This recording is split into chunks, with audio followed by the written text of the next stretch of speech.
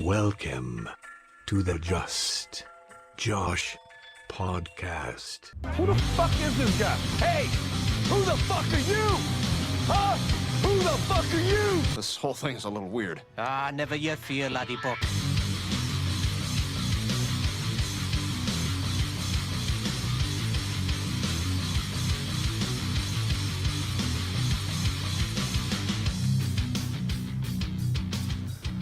Welcome into the podcast. Hey. Just Josh podcast. We got Trey Miller in the studio. What's up, buddy? What's up? What's up? I appreciate you having me on, bro. Dude, thank you so much for being here. We're keeping it safe. You're over there. I'm over here, making sure we have a good distance. We got the hand sanitizer and the wipes and the masks and stuff. But yeah, one, you're one of my favorite bands. And two, with everything going on, I think it would be nice to have other perspective and more. I don't want to say this because I feel like I've been watching podcasts and saying like, oh, I'm going to have my black friend on to talk about the stuff going on. But it's not like that. It really is just that, you've lived it, you know it. And it's just a time that I feel like, if people haven't been giving enough voice to people of color, I would love to give you a voice. So, I mean, what are your feelings with everything going on and kind of maybe even talk a little bit about maybe you growing up and some of the stuff, because you're from Harford County, which I would assume leans more to the right than the left. If that is a true assumption. Okay. I mean, like, I guess from the start of this whole thing, like when I first saw the George Floyd video, I just sat there and cried for like, I don't know, 15 minutes or so. And it's been an emotional roller coaster. Some days I feel like really engaging with a lot of stuff. Mm-hmm. And other days I'm just like, all right, bro, I'm about to watch like Don't Be a Menace or something and just completely distract myself. And yeah, so it's up and down. But I made a post on Facebook a few weeks ago that got a lot of people's attention in Harford County, especially because I called out a lot of Christians. I grew up in a Christian. I saw that. Yeah, so that did it got a lot of people's attention, and there's people even still now that have like messaged me today saying like, what can we do better? And I'm sorry that we never really knew how things were for you. But, it's crazy how much of that stuff really stuck with me. I didn't realize how much it bothered me until all of this was going down. And I'm like, damn, I feel like traumatized from like 5th grade, like, and not getting invited to the birthday party or whatever. You know what I'm saying? Stuff like that. It's tough. I think for me, I'm Asian, so I'm not black, so I don't have the same perspective. But I have dealt with racism for sure. I don't think I ever noticed it because I'm adopted, so my parents are white, my family's white. I never saw color. I didn't know that was a thing. I'm assuming for a lot of my younger years, I thought I was white, just because you don't think about that stuff. But the strange thing for me, and this is just my perspective from it, I didn't get as much racism, and even to this day, I don't get that as much racism from white people as I do black people, which is weird. So there was a point in my life when I just didn't understand and I didn't know better, or I wasn't as open.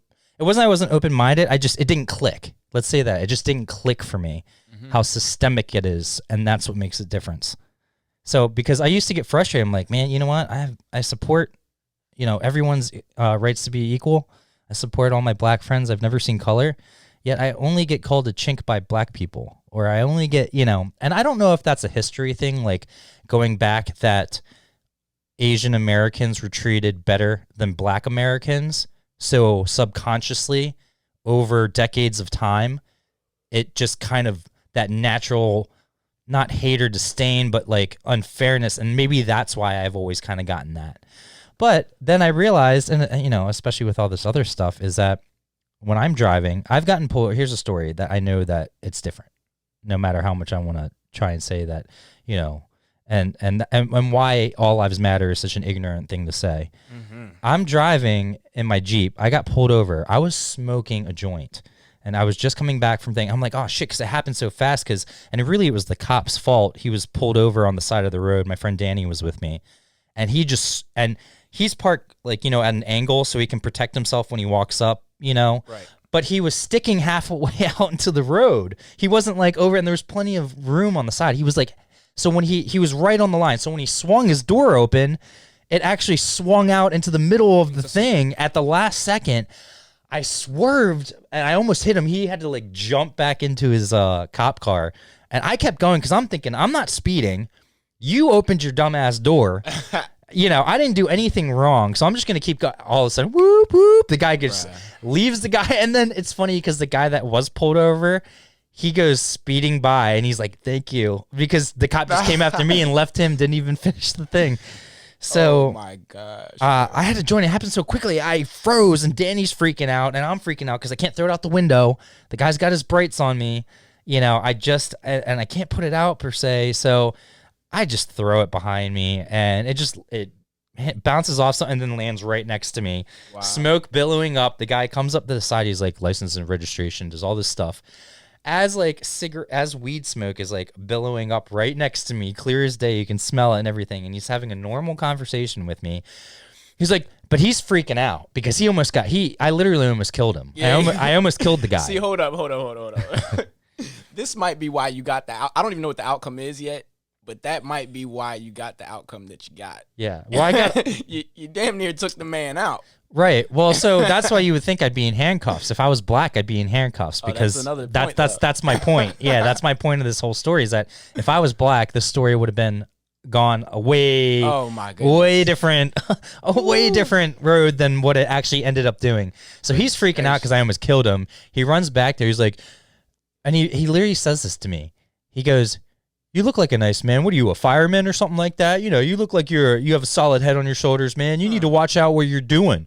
And he's like, "And stop smoking weed in your car." And then he walks away. Wow. So he let me off. Yeah. He let me off, and this is PA. Wow. So I was out of state. He easily could have done.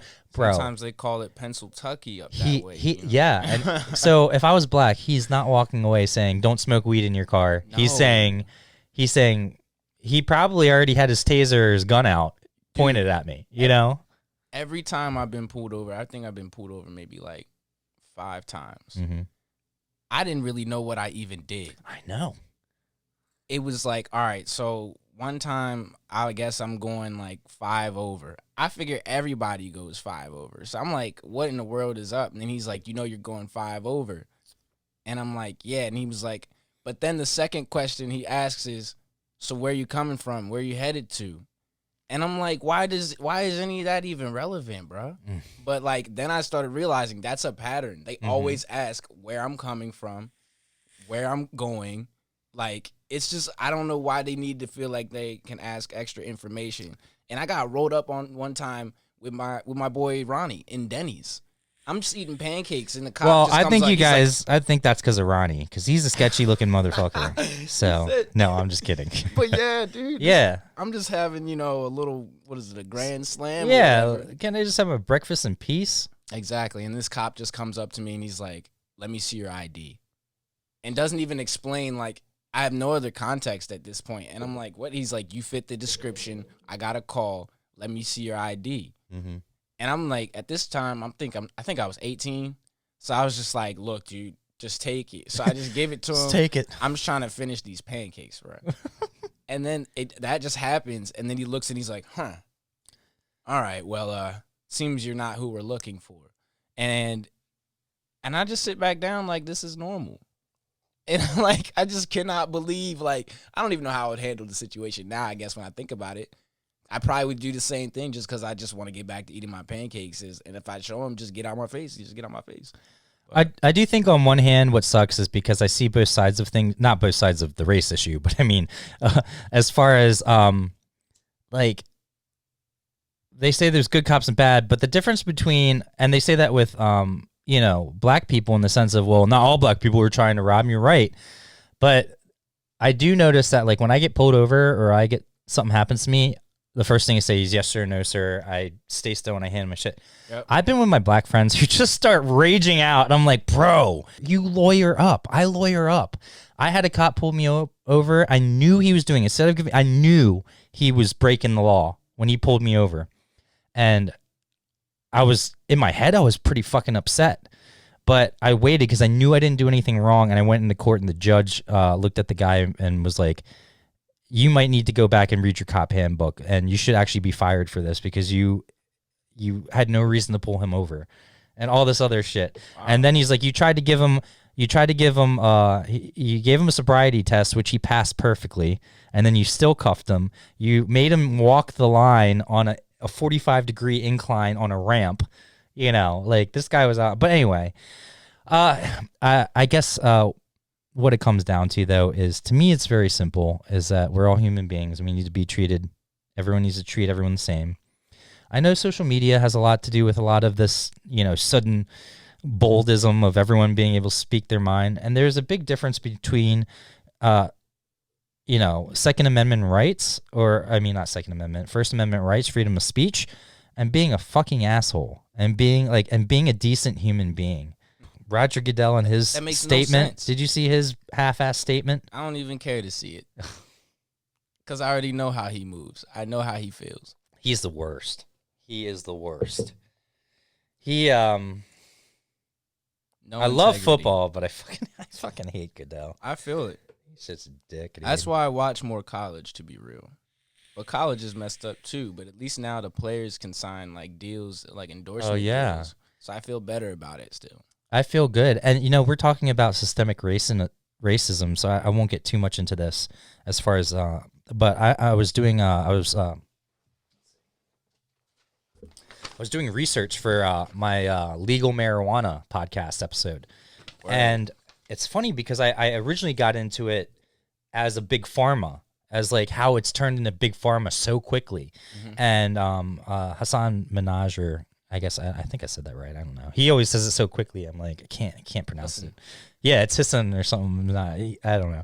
But he did the episode on it, and I went into it with the mindset of Big Pharma, and then I came out of it with realizing how much systemic racism is also in the marijuana industry.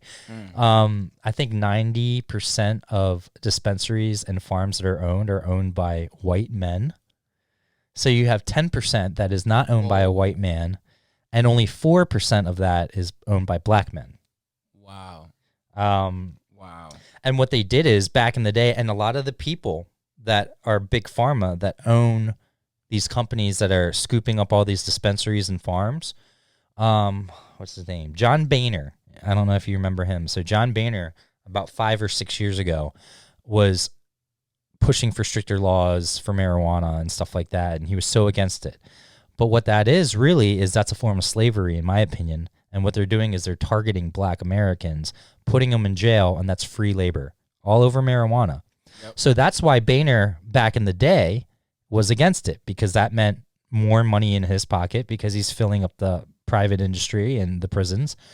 Now that it's legal, he's against it, and he says that everyone needs to hop on. The reason he wants everyone to hop on is his company bought, it's all about how much money you have so you can buy the licenses, even if you can't use the license. What you're doing, the big companies, like his company bought about 200 licenses, which means 199 other people that wanted one couldn't get one because the one company.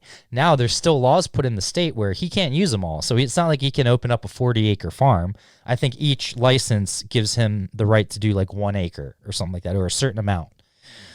So what he does is he bypasses the laws by scooping up all the licenses so he can grow as much as he can and then make another company and sell the licenses to that company, then even though it's the same company, and then he can grow more. When he doesn't want to use the rest of them, he sells them to other people that don't, but then he owns their company, so now they're growing for him.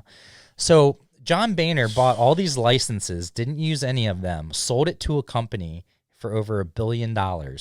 He made $300 million without lifting a finger. And what he did was he took away from minority owners that could have owned minority dispensaries and other things like that, after he's the one that was putting them in jail for marijuana to begin with. How crazy is that? And that's why when I say, even though I'm Asian and I've gotten racism, it's not the same racism. It might hurt my feelings because someone called me a name, but I'm not systemically being put in jail for free labor. I'm not systemically being unallowed. And then here's what they don't understand. Once you get put in jail for even a marijuana, you can't get a job. That's why black people are poor, because they've been put in jail, and then for a small offense like marijuana, and then they can't, even if they're smart enough, even if they get a degree, they can't then go get most jobs. You can't even work in the marijuana industry if you've had a felony or a marijuana charge against you. You can't even work in the weed industry. So That makes zero sense. So how do they expect people, Zero. especially ones who have been oppressed and targeted, to make a living? And that's what all these protests are about. And that's what the message is that it's not just calling someone the N-word or being a racist. It's we as Americans have processes and systems in place that specifically discriminate against black people or people of color and minorities.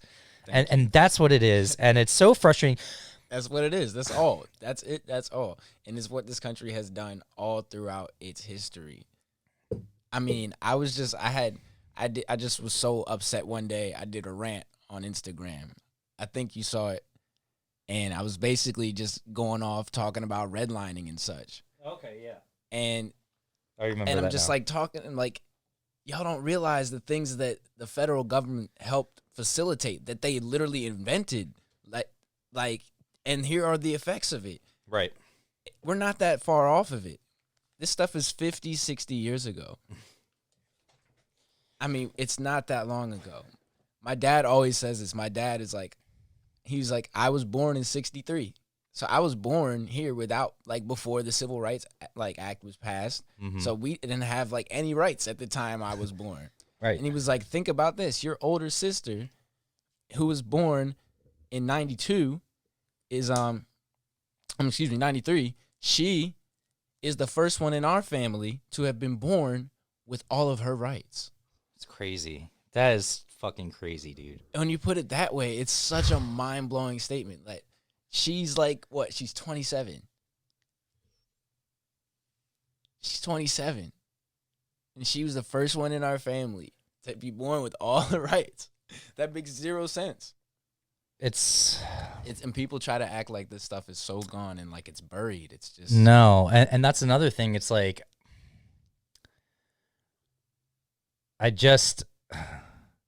that's why I said before, I don't know if it's going away even still, and it's so sad to say that because I'm hopeful. I think everyone in America is hopeful. And you can see change. You can definitely see it because you can see everyone's marching. It's not just black people. It's not whatever. But it's still. Yep. I think our problem is that we make everything into a political thing, and then it's red and blue instead of being a moral thing. Is it moral or not? If it's not moral, then don't do it. But what it is, again, it comes down to social media, and then people, hiding behind their keyboard, so they'll say whatever they want. Yep. So I think that heightens things too. But I just don't know. It sucks because I want to sit here and say it's pretty simple just to be a decent human being. I feel like when I was younger, for the majority of people were nice, and then you run into an asshole and you're like, oh man, that guy was an asshole. Now it's like everyone's an asshole, and then you're surprised when you meet a nice guy. You're like, oh, he was a nice dude. Honestly. Like when you first met me, you're probably like, oh, this guy's an asshole. Oh wait, this guy's really nice. Like, wow, this guy is actually dope. It's very unusual. I'm not going to lie. It's really sad, man, because I'm a talkative guy, really. I like talking to people. Like, I like going out and just having, like, conversations with people, making new friends. Sometimes I think I just want to move to a new city all by myself just to make new friends. Yeah. Just to be like, wow, I could build a whole new social life. Did you get to watch the SpaceX launch? No, I didn't see that. They did it. Tesla did it. They put humans in space privately. Wow. Oh, wow. The cool thing is, though, what's crazy, well, it kind of blends in with what we're talking about. Things are so crazy in the world that when they did the SpaceX launch, and see, this is perfect where I would be pulling stuff up, but I'll edit it in later. The spaceship caught UFOs, like the clearest I've seen in a while. And you saw it go zoop, zoop, zoop, and then go shoo, and speed off. No way. And it wasn't one of those blurry Tom DeLonge videos. It was like legit alien shit. Are you sure though? Like, do you think that Yes. like somebody like touched it up, bro? No, it was, they confirmed it. No way. NASA and SpaceX confirmed it. Oh, that's scary, dog. Well, they confirmed that all the shit that they said wasn't real is real, like last year. Do you remember that? Bro, I did not see this. Where have you been, dude? I just been thinking about, like The Navy. like housing I know. and First world problems. bike lanes, Yeah. things of that nature. Yeah, I feel that. Yep. No, last year or a year or so ago, the government and the Pentagon and the U.S. Navy came out and said the videos that Tom DeLonge had been talking about were legit. Like they weren't fake, they weren't made up, they're legit. Oh my goodness. And it's funny because I saw Tom DeLonge go on the Joe Rogan podcast, Yeah. and when he was on there, Joe Rogan is like pretending to be into it and like, yeah, that's cool, dude. It's like, yeah. But he was really making fun of him. Like he thought Tom DeLonge And was now he look dumb. no, well, he thought Tom DeLonge was full of shit. Right. And then Travis Barker came on after like 6 months later, and he was talking. Joe Rogan's just talking shit.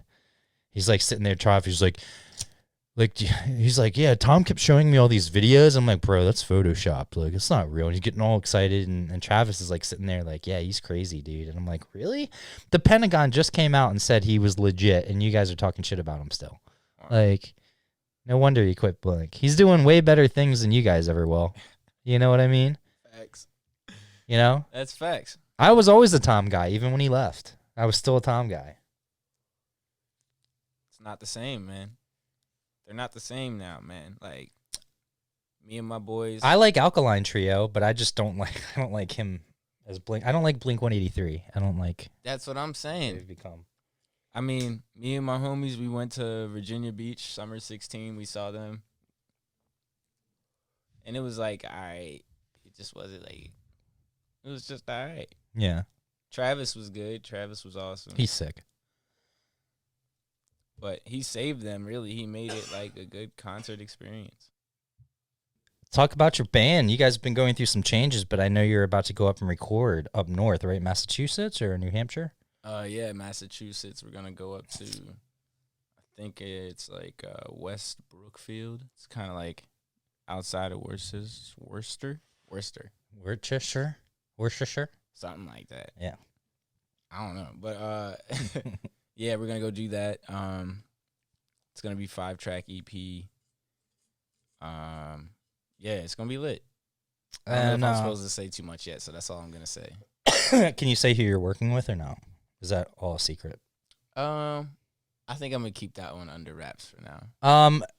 Let me see. So if you're looking at my screen, the band that they are going to record with, or one of the members, is in one of the bands on my wall. Yep. So you guys can look at that wall and try and pick one out. So I think I won't mention his name, but I think that's super cool, and I think it's a perfect fit. I tell people, everyone asks me if I could be in a band at my age, or if I could still go back and be in a band that made it, like, what band would I want to be in? And that's the band I always say. Wow. Yeah. Just because I think it's the perfect mix of like double bass pedal heavy, but it's fun. Yep. You know, that's what I'm into. Like, I love rocking out and like people just going crazy, but at the same time, it's like not too serious. It's fun. It's just, I don't know. I love Newfound Glory too. They're one of my favorite bands as well. Lives. Oh, yeah. But they're seen too them poppy live, for though. me. Like, if Too I was gonna poppy? if I was gonna be in a band, I'd want to be in a heavier band. That's why I say the other band, the one that you're going got to record some stuff with. So after you guys do that, we'll have to have you back down here and get all of you guys in here, Yeah, and we'll have to debut a song on here. Yo, that'll be tight. Yeah, for sure. It reminds me of like Sum 41 Yeah. back in the day when my boy was still the drummer. I forget his name. He's so funny. Like, they were so goofy too. Sum 41's another awesome band too that I would love. And now they're heavy. Now they're just metal. Now they just come out. Oh yeah, they definitely switched up their style. I don't know if you saw the guy that opened Mac. His name is Mac McCary. He's tour manager and sound engineer, and he does like Breaking Benjamin, Sum 41, In This Moment. He's done Bishop Briggs. He's done big bands and like big stuff. So like when they have fly dates to DC or Baltimore, like they'll call him up. Yeah. And so he did Sum 41, and yeah, he's so good, dude. But yeah, I love that band. I was actually rocking out. I was rocking out to some Fat Lip earlier. Dope. But here, we'll play this thing real quick. But what's one of your songs that you like? Oh man, it's crazy because all my favorite joints of ours right now are the demos that Are not unreleased. Yeah.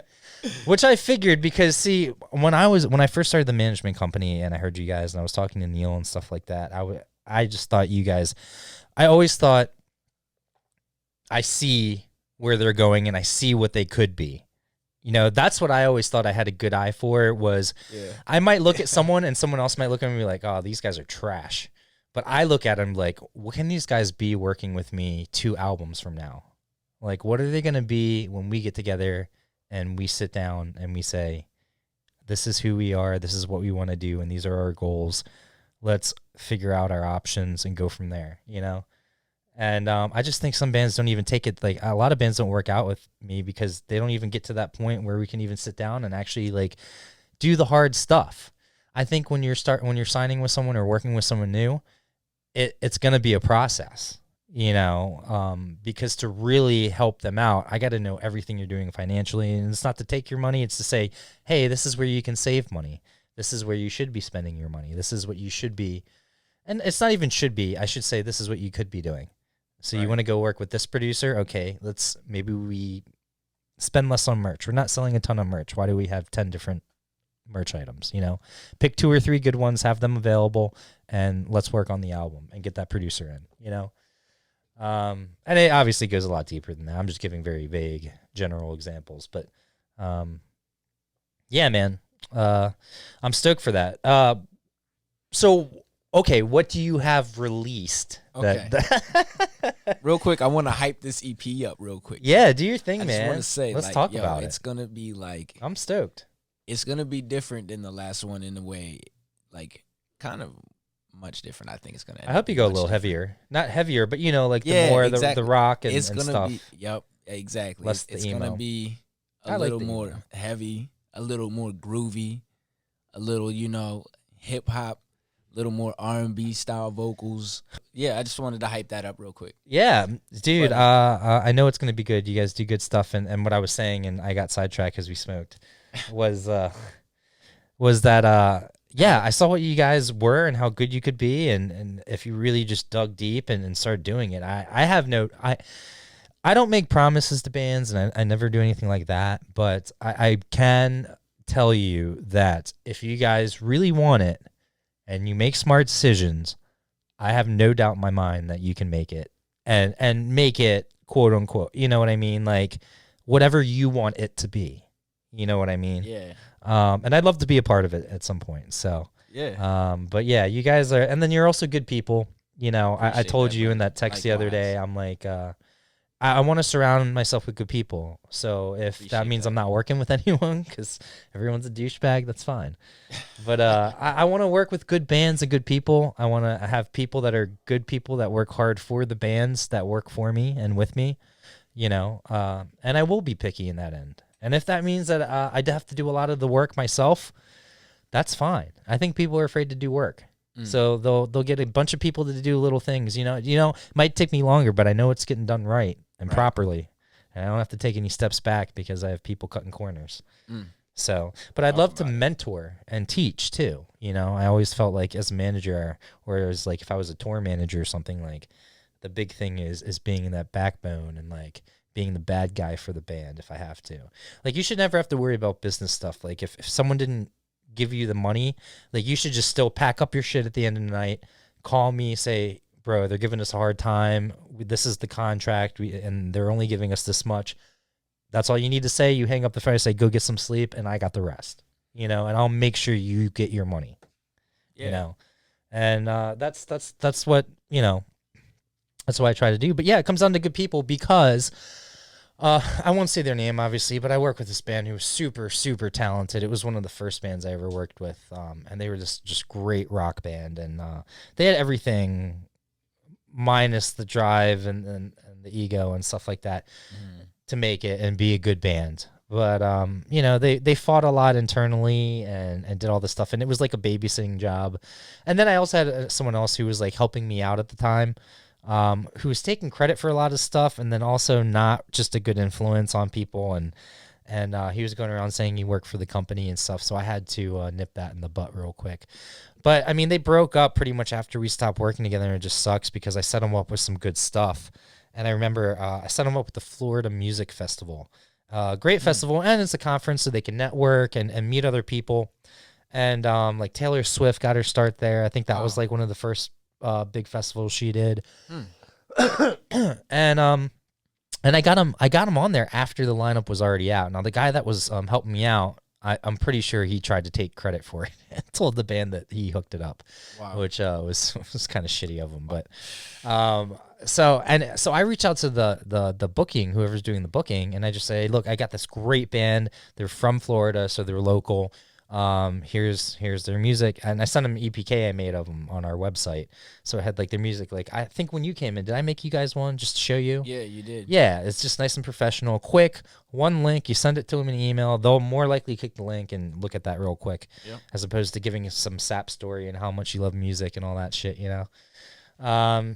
So I sent her that, and I got a response like 2 days later, like, yeah, they're great. Have them in. So it comes time, and like a week before it, they're like, oh, we can't play a show, you know, we can't fit the drums in it, and blah. I'm like, what do you mean you can't fit the drums? I'm like, you go to gigs all the time, you mean you can't fit the drums? Take 2 cars. What are you doing? Are you guys trying to go together or what? And they're like, well, the guitarist is taking his girlfriend, so they're driving together, and it was the singer, her and her boyfriend, who was the drummer, and he was in a different band, but he was their live drummer because they were from Pensacola, Florida, which is really Alabama.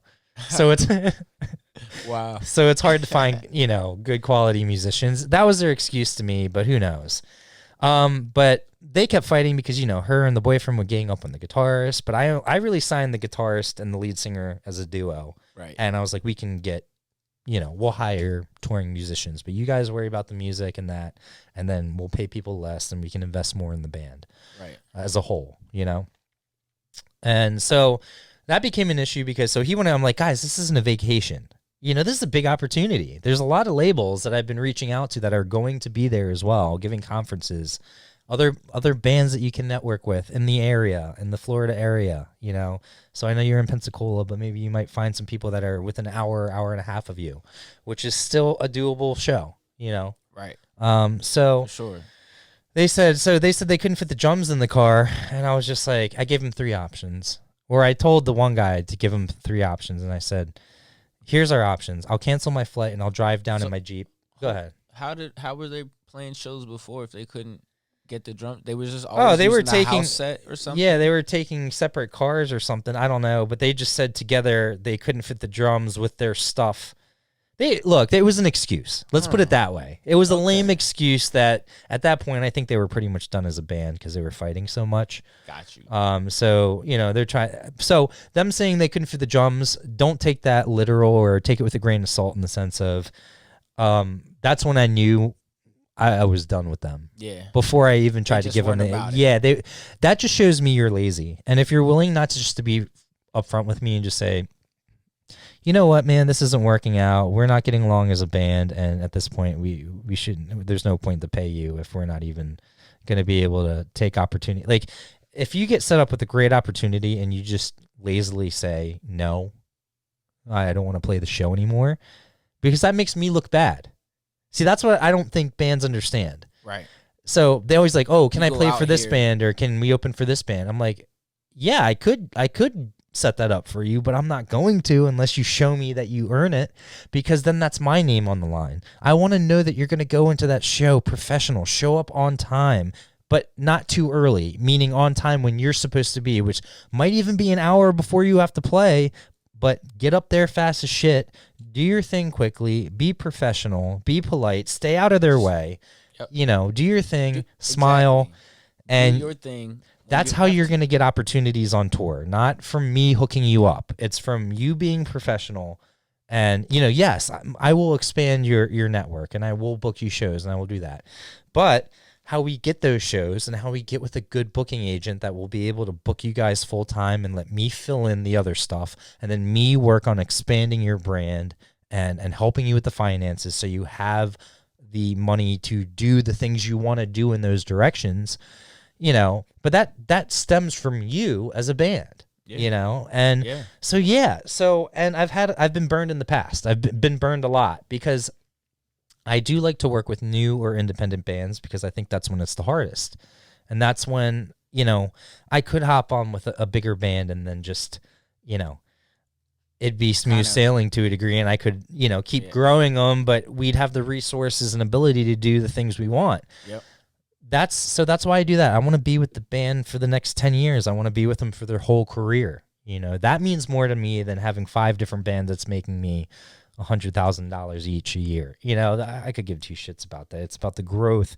But that's why it's even more important for the bands to actually do that, because then it's my name. And I've had bridges burned or other things, not because of stuff I've done, but because of stuff bands have done, you know, or things other people have said that weren't true. And that's fine. And I'm not the type, and it might hurt me short term because I will never say anything publicly. And if I don't know what's going on, you know, and I don't even pay attention to that stuff, you're only going to hear one side. But long term, you know, I'm not worried about it because I know I'm doing things the right way, you know. But I guess it's the business too. When you're working on this level, you're going to run into other people that aren't professional. These bands, they're so intimidated, or they're too weary about managers when they meet me. You know, that's why I try to make it a very relaxed, cool environment, because I want them to know that yes, I'm serious, yes, I'm a professional, but also let's just talk about things. Let's just tell me what you want to do as a band. And most bands are like, well, we want to tour and we want to make money. And I'm like, no, what specifically do you want to do? What do you guys stand for as a band? What is your branding? What do you want to do marketing? How do you see yourselves? Or at least for this upcoming campaign, what do you guys want to do? And then as your manager or as someone that's advising you, then I can go off and find the best options, look for things within your budget, give you options that will also help you grow and expand. You know, I've always been a big picture guy. So I might say something and people don't get it because they're not thinking where I'm thinking. I'm thinking like 10 steps down, and that's why we need to do this now. And they're thinking, well, that doesn't really make sense. Or maybe they don't want to spend the money because their budget's tight. I'm like, yeah, but then you're going to end up spending more money down the road, and you're going to set yourself way farther back than if you just take care of the things that are necessary, especially if you're a serious band. Meaning if you have a crew and you're paying a crew, incorporate yourselves, LLC yourselves, make sure that you're covering your asses when you pay them out. Don't just pay them under the table. You know, spend the time to actually do that stuff, because then you actually get some benefits and other things that you can't get if you're doing it under the table, you know, and you have more likelihood of saving money by having insurance for the company and for the band, for the trailer and stuff like that. Instead of having to just pull out a pocket and then start, you know, some GoFundMe, you know, thing. Because sometimes I think that looks cheesy, especially if you want to be taken seriously. Like everyone and their mom starts to GoFundMe now. That's why I didn't even want to do this podcast, because I'm like, God, everyone and their mom has a podcast. And I've wanted to do this for years and years and years. But people, a few people I know already have one. I was like, you know, I don't want to do it. And then when I finally got it going before the pandemic and, you know, getting it going and then trying to upgrade, and so it's taking a little longer, I finally get it to where I need it to be, and everyone and their mom has one, which made it even harder to get certain guests on, because they probably think I'm just like people that I don't know. Yeah. Some random person in non-music field. Like if I want to get a comedian on or an actor or someone else like that. Right. It makes it harder because they think, so that's why I've been really trying to get this set up and get enough B-roll and people on where I can start making a little pitching video, like a pitch video to people. Right. This is the most crazy studio that I have ever seen. Like, he's just got a whole bunch of cool stuff in here. And it's really, it's my home studio. It's not even like studio. Once all this stuff starts going down, I'm actually going to try and get a physical place I can run EUM out of. It's like all these all-access passes, backstage passes, VIP stuff, you know, all of that. Most people would try and show that, but it's funny because I put it there because usually that TV's out of the way and it's over in the corner facing out. I'm just not a flashy guy. I don't even like being on video here just because, like, I was fine doing the podcast the way it is, but I also have to get out of my comfort zone. And I just like crunching numbers. I like helping bands out. I like doing the dirty work. I like being behind the scenes and doing the dirty work and letting the band take all the credit, because my credit comes in the form of payment. So said, hey, I'll take it. I don't know. I just so doing all this is very new for me, and I'm learning as I go. I'm not a media guy. I've always been a business guy. So learning the media is definitely different. I've been a creative because I play music. You can see that and stuff. And again, we'll jam later. That'll be fun. Or at least set up another time we can get you in there. Maybe get a couple other people. Like, let's get like a all-star team together. Yeah. Some of our friends. Super group. I got the munchies like a mother. And I went and made food. So I made us French fries. We got those wedge fries, them steak fries. But we had a bacon cheeseburger with egg on it. And so good. I'm surprised. Crazy good. I mean, I'd be knocked out right now. I know you're tired. I saw you starting to nod off too. Oh yeah. But I'm here though. Yo, dude, I'm good right now. You're good. And once we start going again, like, oh yeah, we'll be good. I knew it. That's why I started recording. I'm like, we might start off slow. We'll keep going. We good. But I'm surprised I'm not that. I'm actually wide awake right now. I don't know. You normally, dude, that would have knocked me out. Food coma is real with me. I get bad munchies. Yeah. I get bad munchies, man. Dude, I don't mean to, but my problem is I have a really bad sweet tooth. Mm. Oh my goodness, a good dessert. Yeah, sometimes I just go to the restaurants just for dessert. But yo, you know what's crazy? All right, so on Twitter, do you get on Twitter a lot? No, never. That used to be my number one, but no. All right, yo, it's crazy. All right, so on Twitter, Sometimes there's a lot of stupid like gender wars that go on I'm sure. Twitter. Yeah. And assumptions about what's manly or what's womanly and all this crazy stuff. So this one girl tweeted, she was fully serious, I believe. She said, "It is a red flag for me if a guy orders a dessert." What? That's it? And then people said, "Why?" And she was like, "Men eat meals." I feel like that's such like a backwards, Like, what? sexist thing to say. What? It's like the male sexist thing to say. She's like, "Why would a man want something sweet?" She said it bothers me. She said it doesn't sit right with me or something like that. It doesn't sit right with me that a man would want something sweet. That's so weird. I'm like, yo, that ain't right, yo. So I can't have a piece of cake. Come on. What am I supposed to have on my birthday? Exactly. Can't order dessert on my birthday? Or is So that what okay? dessert is any dessert acceptable for a man? And also she said no appetizers either. A man shouldn't order appetizers. Excuse me. I think the most manly thing to do is order like 5 fucking appetizers and just pig out, and that's my meal. That's what a real man does. I don't need utensils. I just need finger food. Give me 6 appetizers. Hey. That's my fucking meal. I want to meet feel this that. girl. I Do feel you know that. her personally? Not at all. No, like this went viral. Oh Like, it yeah, was I don't know crazy. why I said that. It's man, we smoked a lot. Dude, I hate to do this to you, but while you're there, can you open up that fridge and pass me one of those green sodas and help yourself to any water or beer or soda? Dude, these Pellegrino, for people that don't know, are the shit. I put some vodka in that one. It tastes like a margarita. Take a sip of that thing and let me know how it is. All right. I think I've been had raving about these this forever. brand before, but I don't think I've ever had this particular flavor. Right. So the thing is, the ones they normally have is like flavored soda water. Blood- This one is Dude. actually fruit juice in it too. So why does So blood it's orange sweet. keep coming up Every every day in my it's life like- for the past 4 days or so? All right, yo. So like, It's the Karen flavor of the week. I was like bumping the artist Blood Orange like last week or so, maybe just like a few I'm days just ago. jealous that he has the name Blood Orange because that's what my rap name would be, or my artist name would be. I know, it's such a good one. And I was just like, man, he's I'm gonna so be good. Squirt, like the grapefruit drink. I'm like, yo, he's so good. And then like the next day or so, I'm out at a bar and I get this drink Ouch. that has blood orange mixed in with mezcal, and it was so good. Oh yeah. And then I got like another one at another restaurant. I was like, why? Pour am I some just, of that Tito's in there, keeps dude, and coming try up. it. Pour some of that Tito's in there. This is incredible. Right? And they also have the Wow. ones that are soda water, but they taste better. They're like more expensive too. So it's like a lighter version of this.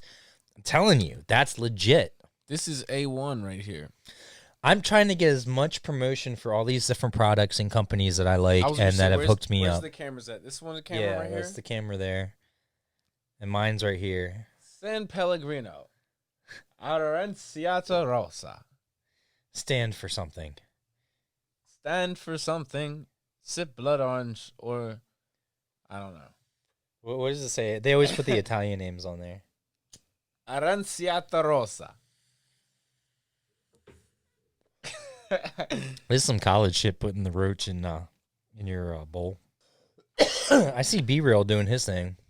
And they just coughing and talking. The one co-host annoys the fuck out of me. The one that's like, do you watch that? Do you watch that at all? Just a little bit. I don't know. Yeah. I think I see the I don't one watch with Joe the, like, Rogan. in the He actually car more annoys me so. now. Oh, yeah? And Gary V. So the reason Gary V annoys me is because my nickname, I have 2 nicknames for him. Let's see if I can remember it while I'm high. The first one is Captain Obvious because everything he says, I'm like, yeah, no shit. You work hard, you're going to see, shut the fuck up. No shit. Like, and then he always says like, he has like these snide things and he always has like the opposite thing to say of what's trendy. I don't want to say he's fake, but like, maybe if I talk really loud and fast and enthusiastic, people are going to take me seriously. Do you, man? Be yourself. I'm like, he just says like general truths and he never really gives any advice. And I see through you, Gary V. I see through you. I feel that. Now, he also says a lot of good stuff too. So I don't mean to say that to talk shit, but like, I'm not him. Like, I'm never going to be that in your face, I need all this attention type of person, Right. But you can see through, the bull. I don't know. He just, like 10 years down the road, if he turns out to be like the next Jared from Subway or something like that, wouldn't be surprised. You know what I mean? And I don't mean in that same situation like porn, like kid porn or anything like that. I just mean Goodness. I just mean like. So I was about to say, did you see the documentary on Netflix? That Epstein joint? It's like a series? Yeah, that dude was creepy, and what a bitch. I haven't seen the whole thing. What a bitch. Well, they said he hung himself, but I know he got murdered. They say Trump ordered the hit, yo. Trump ain't that smart. It's people behind Trump, but yeah. I'm sure he did too. He didn't want shit getting out. It was probably him, Bill Clinton. All those other, what was kind of damning though? They showed the airplane where all the celebrities were on there. Now, I don't think they were touching little kids, but I mean, they're not naive to what's going on either, though. I mean, the girls were just walking around the thing, whether they were doing shit with them or not, And it's not Talking even about that. that If trip you to went Africa there they and you did. saw the walls, they said the walls were covered with like young girl paintings and stuff like that. Wow. Yeah, on our break while I was making the food, I was showing them the weed episode. Kingdom Collapse Suffer official music, and I was about to play one of my favorite. You're kind of like reminiscing, so maybe I'll play this real quick, although it'll probably get flagged. But this is what I started to play.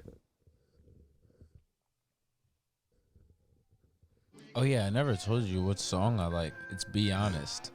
Oh, okay. We'll play that next. Is that cool? Yeah. Nice.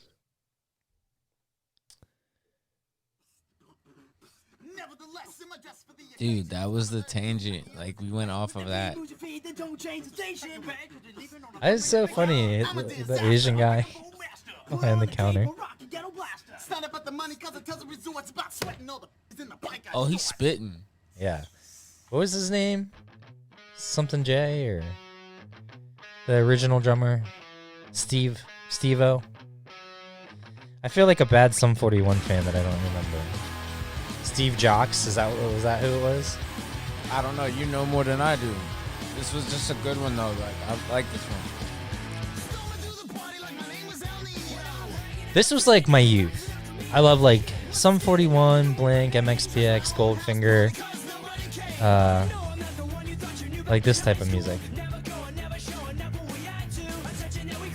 David Brown sound is my hero too. He's the fucking Ballyhoo. They just put out that they were looking for a touring guitarist. Yeah. Can you get David Brown sound?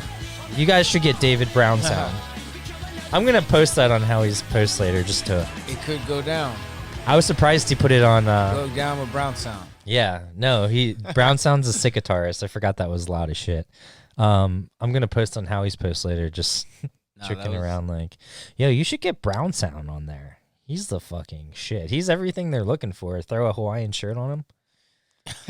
metal ripper. Easy. Boom. Fits Done. right in. Like, yep. I don't know how B-Real does it. I don't know. And dude, each of them smoke like 3 or 4 joints every episode. I barely smoked one. Do they have a script?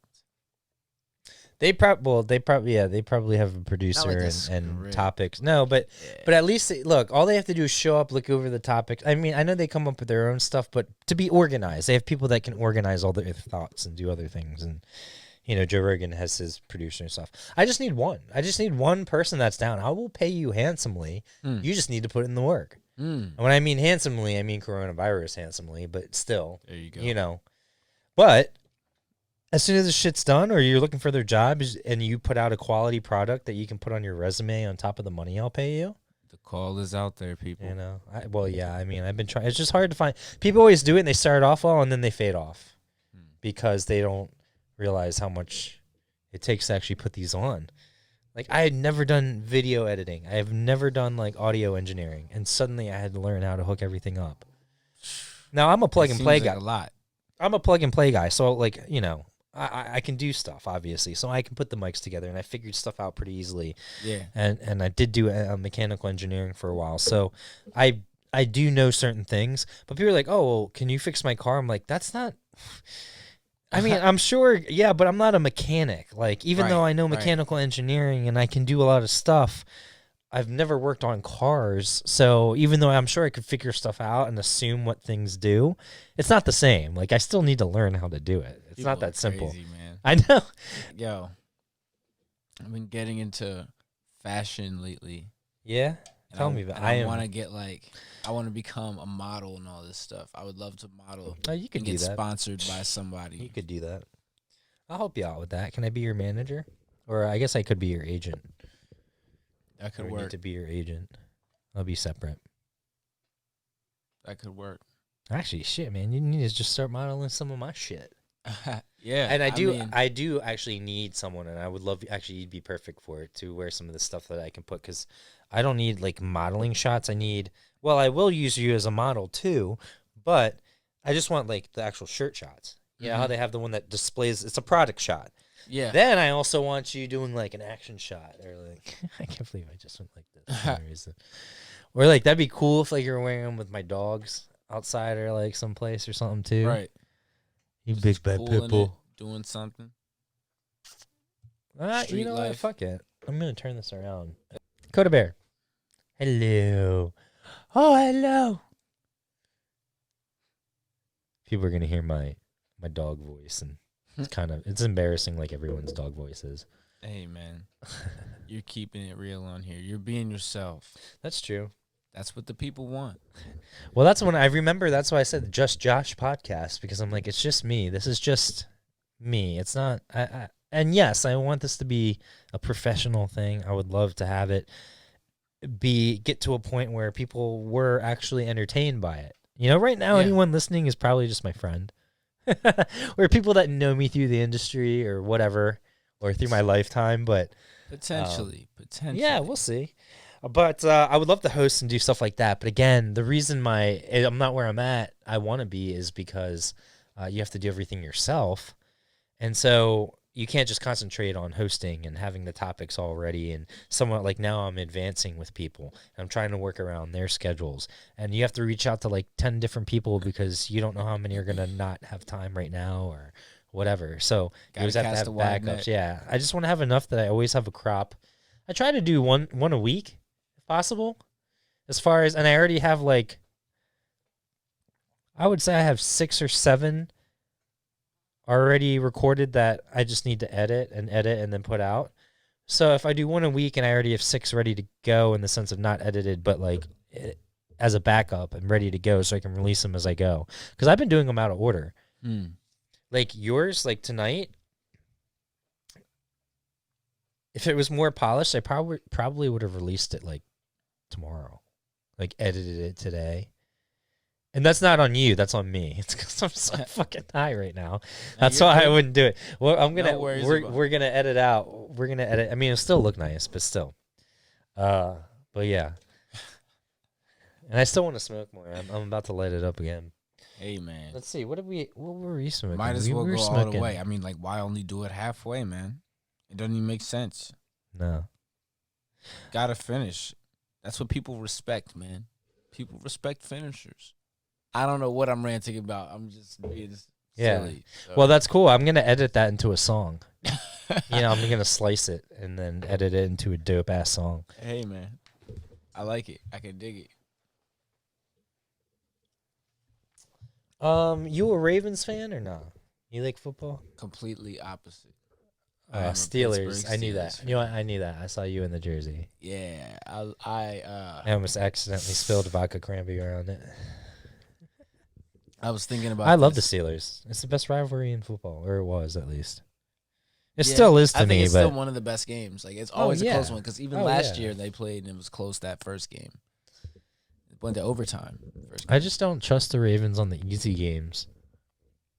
Not that you're easy, but I'm saying I'm saying like game. no, I'm not saying you. I said that right after your statement, so it sounds like I was talking about the Steelers, but I really just meant it easy games. Period. Like not referring to anyone. Oh man, the Steelers are even worse with that. They're like Mike Tomlin has like apparently the worst record against sub 500 teams. I like him, but he tried to trip active Jacoby. NFL I was head like, coaches. yo, why are you tripping? That was people? so Bush League too. That was terrible. Why do you do that? He's so much better than that too. I had so much respect for him, and then when he did that, I was like, it just went down a little bit. Yeah, man. I was just like, man, it was blatant. He tried to say it wasn't blatant. I was like, dude, just say, look, it was in the moment. I wasn't thinking. I backed up, knowing that I very well could have been on the field, but that's why I just did it. I would have been like, all right, cool, dude. Yep. We're cool. No. But nah. But nah. You know, I was just thinking the other day, it was like there's pictures of me wearing like a Steelers sweatshirt and I'm holding a little football and I'm like, I don't know, like 6 months old. And I'm just like raised that way. And I'm like, man, I really actually love the Steelers. Like I am emotionally invested in this football team. You're like, young though. some How old are kind you? of- Like 24? I'm 24. I'll be 25 Jesus. in August. Yeah. You missed the good old days with the Ravens, like when it was like hard hitting every day. I mean, I'm sure you saw it when you were young, right? Yeah, I mean, I started watching every single game since I was like 8. So like since like the 2004 season. Now you guys are in trouble because we got Lamar Jackson, and 2003 he's going to be around for a while. Yeah. And Big Ben's starting to get to the end of his stipend there. So even if you brought in a good quarterback after that, I still feel like we're gonna be running all over you. Yeah. Yeah. And we just got J.K. Dobbins. What the fuck? I know, but like What the fuck? it's crazy that y'all got Lamar because I remember draft night I wanted the Steelers to get Lamar. I was like, come on, please. They had opportunity too. They could have. Yeah, I know, and it was just like, and then the Ravens got it. I was like, of course. But No, you I'm guys not always really worried. steal from us. I'm not worried about Dobbins. You I mean, always- I'm not saying Dobbins not going to be nice. I think Dobbins is going to be nice. I mean, But he's going to The be the best Steelers running also back got on our also thing. minus got Lamar. Anthony McFarland. So I think Anthony McFarland is a sleeper, and he's going to be nice. And Oh, from Maryland. yes, he's going to be a beast. I mean, I used to watch him I used to go to like all the games. The Ravens keep missing out on a lot of these Maryland guys, like Stephon Diggs and a couple of these other guys that like they could have gotten at they without stretching, and they didn't. Yeah. And then the person that they ended up getting when they could, and then the person got taken like after, were nobodies. Because I remember wanting Stephon Diggs. There was another one, Anthony McFarland. But there was another guy that came out of Maryland that's really good too. Maryland sucks at football, but they have really good individual players. Just because we're in DC, and now that we have, I think who's back at Maryland now? What's his name? The coach? Yeah, he used to be here. Loxley. Yeah, I think. Yep, Loxley. And he's black, I think. Yep. Yeah. And the thing is, he was he's the been offensive like on coach and or off something? there at Maryland for like the last like 20 years. I wanted Jeff Franklin, who went to Vanderbilt and now he's at Penn State or whatever, when he was with Maryland. Successful. Yeah. Dude, I can't believe they didn't give him the job. What the fuck? It's crazy. Like, yo, he Then Maryland like killed a Maryland. kid Oh my basically. goodness. Shit. I know. That one kid. And it's crazy because I used to play football in undergrad What'd you for play? a couple of years. I played at Frostburg State. For No, 2 what seasons. did you play? Oh, what position? I played corner and safety. I could see that. That's what I was thinking. I was thinking corner. It was a lot of fun. I like football. I'm like, he's got range. He looks like he got range. He's probably pretty fast. Yeah, bro. I used to get a lot of picks in practice, but they wouldn't hardly play me in the game. I just would play special teams. But then I was excited like junior year because my coach came to me like, yo, it's like right before junior year. He's like, yo, it's your time. Like, it's junior year, man. It's your time. Yeah. He's like, you put in the work. I was like, bet, let's go. Yeah. And then I got in trouble and I had to leave school. So that's all right. in junior year, it never went down. But, So you went to Frostburg, right? Yeah. So I went on a tour there just to humor my dad. I think my dad didn't think I was going to get into college or something. I don't know why. I was a decent student. I mean, it wasn't My like guidance counselor I wasn't a said straight that. A student, but not because I wasn't smart enough. But I had 80. When I was younger, like growing up in like being born in the early 80s and growing up in like the late 80s, early 90s, mid 90s, you know, like they didn't really know what ADHD was. Yeah. You know, they gave me medicine and stuff, but like I used to get in trouble for things I couldn't help, you know, and it kind of fucked with me because I'm like thinking in my head, like I'm not doing anything wrong, but I keep getting yelled at. Like, it's not my fault. I can't, like, you're telling me something and then I see a squirrel and I'm like, oh, squirrel, you know, like that's just something I didn't think about when I was a kid. And instead of trying to help me, I was always getting in trouble. And then also because I was doing that, I was acting out. So I would act out because I was getting in trouble for things I didn't think I should get in trouble for, which was actually then getting me into real trouble. Right. So it's weird how that had an effect. Yeah. Yeah, it's weird. And I've always felt that. And I've always like, and I don't blame anyone. I mean, you know, there's no parenting handbook is the comment I always get, but, and they're right. But at the same time, it's like, come on, like, you know, it's like I'm sitting here and I remember there was a few times I tried to sit down and talk with them and explain that, like, listen, like, I can't help it. Like, and this, I don't like the way, I never liked Adderall or Ritalin or anything because it's basically like Coke or speed, you know, and I don't, or at least it gives you that effect, you know, but I don't know why it helps you concentrate. But I found the CBD, the high CBD with the low THC, that's what helps me concentrate. Because half of my concentration is also my back pain. So the low THC takes care of the back pain from I like herniated my L5 or like I forget what it is. The only other option at this point is surgery. And I'm like, I'm too young to have surgery. Although if I do have to have it, it's better to have it sooner than later. But like one wrong move, dude, that's like, that thing's in my spine. Like, Oh my goodness. I could be paralyzed. Even if it's like a 95%, you know, success rate, like there's still a 5% chance that like I could be paralyzed from this thing, you know. I think technology. I try to avoid that surgery at all costs. What are you doing, buddy? Huh? But he is right here. He's very close, even if. Do you like dogs? I forgot to ask you. I shouldn't have just shoved them in your face too. I feel like I'm like, oh, here's my dogs.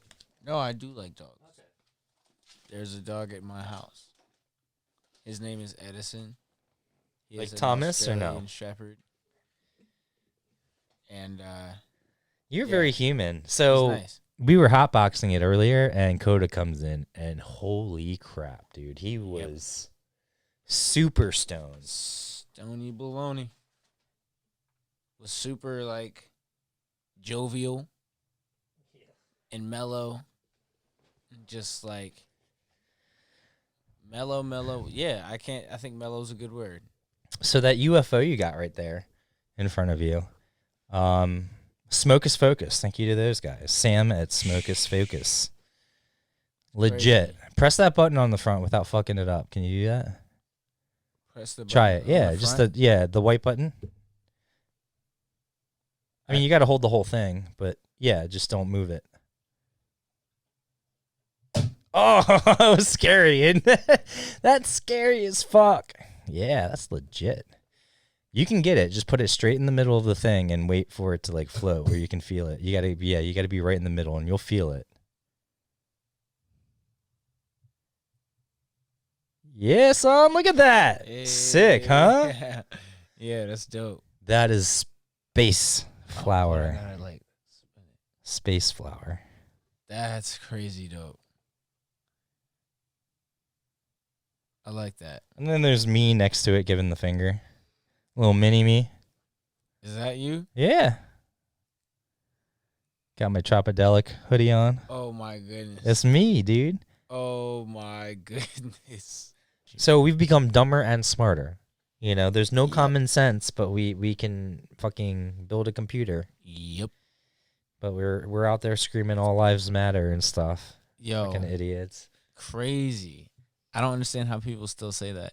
Because if they were educated, they would see what was wrong with it and then they wouldn't use it. But they don't want to see it. So I stopped dealing with idiots is basically how I put it. Like I stopped dealing with people that I don't care what side of you are on because there's trigger words. You know, when people start talking about Obama, even though he hasn't been in office in forever and he was still cleaning up freaking Bush's fake war and all that shit. So no matter who was president, was going to have a fucking tough time digging out of that hole. We finally get out of the hole, get back to somewhat of a decent, and get our deficit a little bit decent. And then in comes Trump. And it's completely the Democrats' fault. And it's even going to show even more because we got, you know, creepy Joe Biden and Trump as our two candidates. Yep. Yep. Like, just saying that, like, that sigh I just did is a natural reaction Yeah, I mean, to... I'm upset because I've only gotten to vote in two, you know, I mean, this will be I my voted second every time year since I voting was in 18. a presidential election. Yeah. So the last one was Donald Trump and Hillary Clinton, and neither of them was whom I really liked. So Feel the burn. I wouldn't vote for Bernie again, but I think he was the right candidate at that time, yeah, for sure. and And I still think he'd still be better than those two, but at the same time, like, it's just too much fodder. He's like too left to where it's just going to give the right too much fuel. yeah, And Things are just and getting then it's just going to be stalled Things unless are we getting had too a crazy. majority. But I still don't want what's now. I mean, we need. Here's the thing, the gripe I have. I feel like I'm more American than a lot of people. I believe in this country. I love being here. I believe in America. I believe in, you know, I believe I'd be able to own a gun. I believe in freedom of speech, but being a decent person. But I think I can be down the middle and believe in having, you know, being able to own a gun and then not wanting my kid to be shot at school and then having common sense laws. Like, I don't understand why here's the thing. Everything's extreme. They're the extremes. So everything on social media is extremes, everything in whatever. And the problem is people look at social media like it's real life. yeah, So what you say on social media doesn't necessarily, and then people are like, well, I'm not a racist. I'm like, well, that's not what it says on your, like, seems like on your thing. And maybe you aren't, but then you need to educate yourself to not say those things. yep, You know what I mean? yep, I don't know. This is where most people go into Gary V mode and they start talking about all these other things and saying all the obvious. And it's just like, okay, all that's great. And that's why, again, I haven't put out a podcast episode because I'm just going to go in circles because I'm at the point where I'm not the smartest person in the world when it comes to, like, book smart. Like, some people have photographic memories or they're like chemical engineers. I might not have that, but as far as big picture the worldview as far as like the universe and other things like that, to me, it's common sense and it's very simple. And if people really wanted to be greedy, people talk about greed, and I know our lifetimes are so short that like that's why there's greed, because businessmen and whatever, it's built around that and monetary things, pieces of paper. It's so weird, but I just feel like when it comes to the big picture, if you really want to be greedy, you'd be trying to like save as many resources as possible instead of burning through them, and everyone's mindset of, well, it's not going to affect me in my lifetime. That's will. Terrible. But it will, though. That's the thing. We've gotten to the point where like our resources are slim. There's scientific evidence that, everything's melting and we're going through different climate. And yes, the world does go through cycles. And yes, in history. So then it's funny to me how people still walk around thinking we are the smartest thing to ever be on this earth. And they have no concept of, wait, there have been other ancient civilizations way smarter than us and way more advanced than us. Crazy, right? And they've been wiped out or left the earth for whatever reason. And the same thing's going to happen to us eventually, unless we find a way to get off the earth. That's what we need to focus on, and science and other things like that, and technology, and then being a better person. It's weird. There's so many people on this earth. If everyone did the smallest amount to work together, it would be so easy. The whole world would be so easy. Everyone would have food.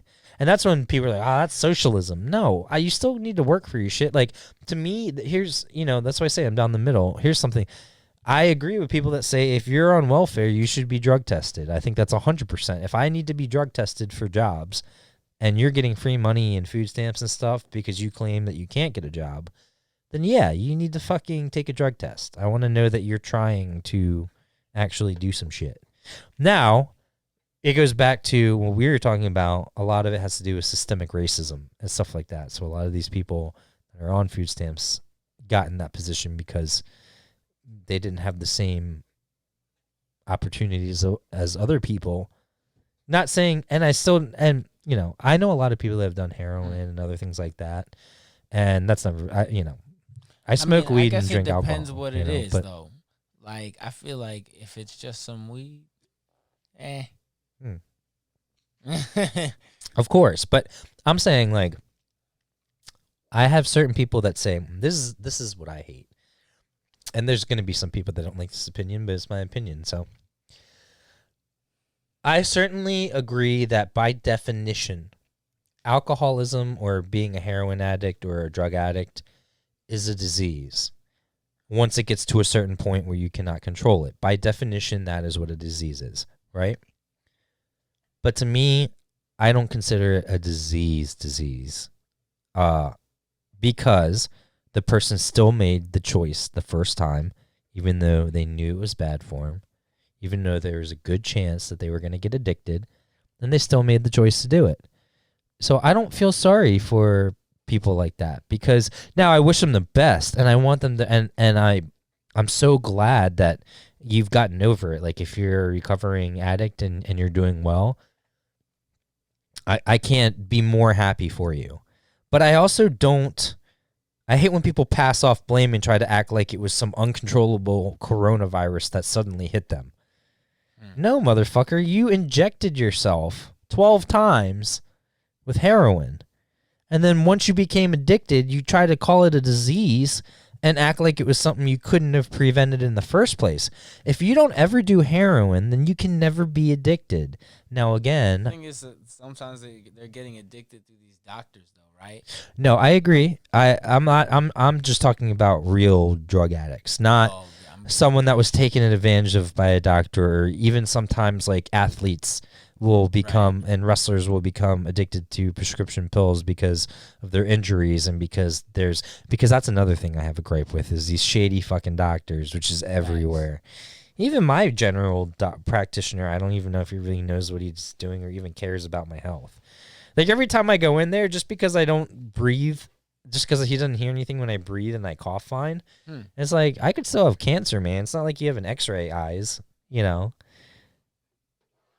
I could have cancer right now and not even know. What does that even mean? Like, all right, I heard him breathe. All right, he coughed.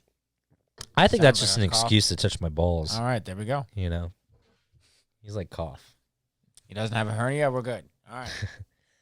Oh, what was that I song think you what wanted it me to play? is honestly. Oh, be honest. Okay. I think it's me staring at this thing like this Netflix screen is just a montage of all these different shows passing by. So it's like clouds and like oceans. Is that making you sleepy? And it's just like Is it featuring Burna Boy? Oh, never mind. no, This is definitely not it. it one of our songs. Yeah, I know. I know it's your song. We would be super famous if we were working with Burna Boy, right? But it said featuring Burna Boy. I don't know who he is. So That'd be I was just sick. like, If we were one doing life that, to oh my lead. goodness. This is all the last one that just came out, right? Yes, Oh, sir. look, it already shows that I watched it at some point. Oh yeah, I think this is my favorite one. Maybe.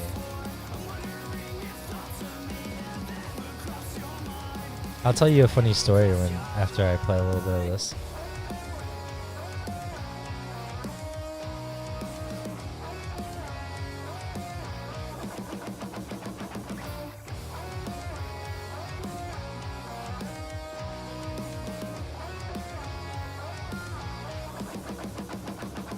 Stand in the rain when I feel pain. Sometimes I feel like I'm gonna go insane.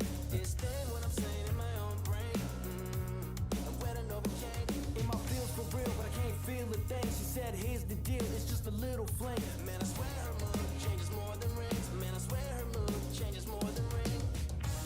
But now you're calling me crazy when my wounds have healed and there's only scars.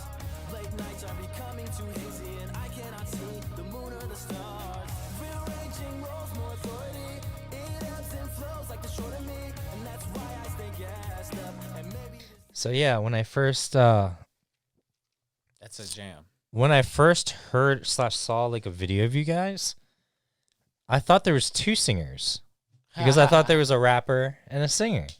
A lot of people say that. But it had nothing to do with how you look or anything. It was just totally different. It was just I haven't heard someone be able to sing that well and rap that well, Wow. but have I appreciate that. have a legitimate sound and style and not just be another, I don't know who anymore. But like to me, you reminded me of a lot of Green, King Green from Red Gold Green, but different because you got that punk. They got the rock and kind of that dance hall, but you guys got the punk mixed in, and that's what I've always loved. And so the sound and the energy kind of reminds me more of a Sum 41, like the old school Sum 41. And when they did, especially the stuff they did with like Run DMC and stuff like that was always good. So I love that, but I love the fact that you can do it all. I appreciate that. Yeah, man. Dude, that's sick. And you can tell it's really good when there's some songs where you don't rap at all, but it's just singing. And then there's some where it's just all like kind of a rap. Yeah. And yeah, I mean, it's super good. And look, every artist is always growing and changing, and that's why, again, we were talking earlier. It's not about where you're at now; it's where I know or see that you can go, which really gets me excited. Not where we're at. And saying that also means Same. And It's exactly how I feel. but that also doesn't mean there isn't a ton of work that's going to have to go into to get that. And that's if everything was perfect, and we all know this industry isn't perfect. But you're well on your way, man, and you got a good head on your shoulders for sure too. So that's half the battle, man. Half the battle is accepting that the industry is the way it is, try to make positive change in the sense of I really do feel like along with my app, the big thing is finding a way to centralize how artists get paid. Yes. And make money instead of having to Yes. do 20 different things. Yes. Because half of it is all the free money that's sitting out there that no one grabs. I was. It's your money. It's not like you're taking money from someone. It's the money that you're owed for doing a live performance or for doing all that stuff that We're gonna have to talk more about this because I that seriously you're not was just that thinking about this earlier today. no one like you now. It might not be a ton of money, but let's say you're getting a extra quarterly check of like $1,000 or something like that. I mean, if you're making enough sales and doing enough stuff, I mean, Exactly. it's just silly to me. No, a lot of bands aren't at that point. You're not making enough money or selling or having enough streams, but still do it now because when you do, all it takes is one single to blow up overnight.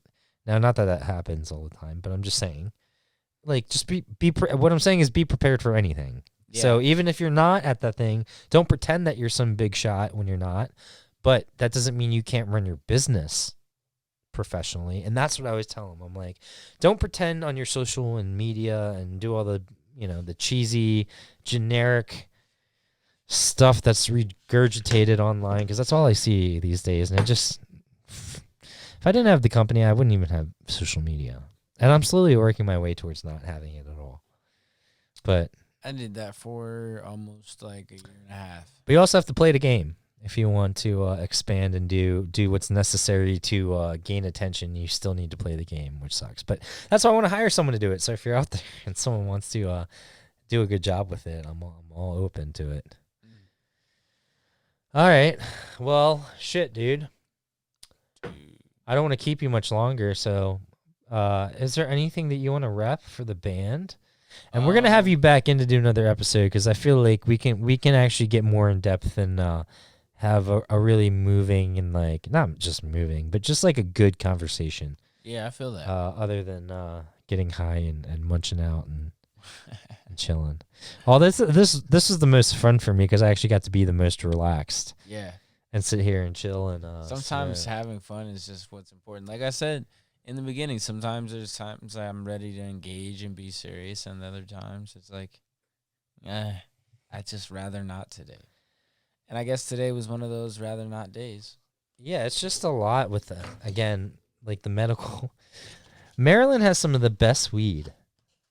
Like our medical, no joke, even more so than like I would say Washington and Oregon and places like that are the only other places. Wow, that was just more of it ended up on the desk than on here. But yeah. So shout out to Smokus Focus for providing the UFOs. Yep, and the bang bang. Shout out to my weed dealer for the weed. No, I'm just kidding. Maryland Medical.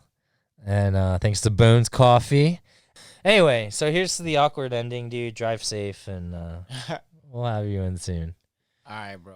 Yeah. I appreciate it. I'll see you. I'll see you soon, dude. Just hit Another me up. time for sure.